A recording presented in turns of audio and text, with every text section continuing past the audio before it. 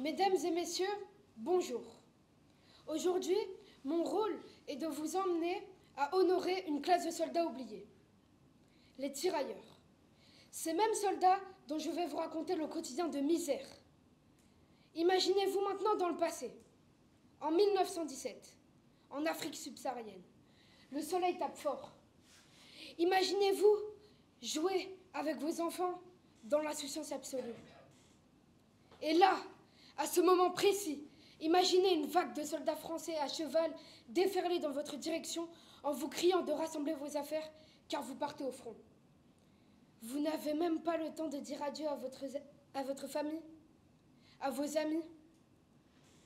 Vous rassemblez vos affaires dans un étrange objet, une cantine.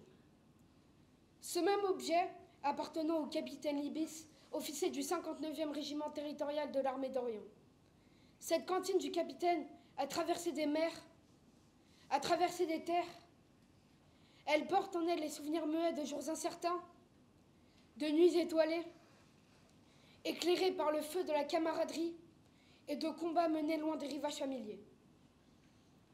Imaginez-vous cette cantine, emplie d'histoire, maintenant entre vos mains.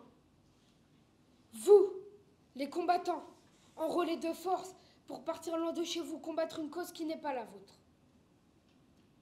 Cette cantine est la passerelle entre le chaos de la guerre et les souvenirs précieux de votre famille.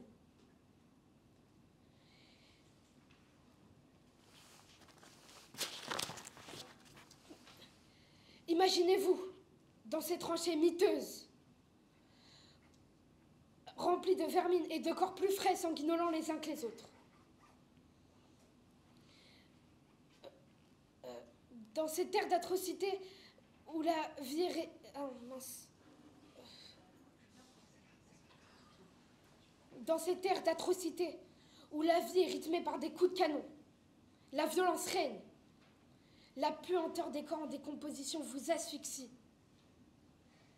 Vos beaux soleils africains vous manquent. Oui, vos beaux soleils, car il y a plusieurs soleils chez vous. Il y a les visages rayonnants de votre famille. Si ce que l'on dit est vrai, vous ne pourrez même plus les voir, ni même les serrer dans vos bras. Imaginez-vous, dans ce pays glacial, combattre une cause qui n'est même pas la vôtre. Qu'aurez-vous en échange? La nationalité française? Cela intéresse-t-il ne serait-ce qu'une infime partie de votre être? Combattre loin de chez soi, c'est laisser sa famille, perdre sa routine, combattre une cause, combattre une guerre. Mais quelle guerre? La vôtre? Non. Bien que ces événements soient restés tabous durant des années, nous devons les garder en mémoire, car cela forgera un avenir radieux pour les générations à venir. Merci.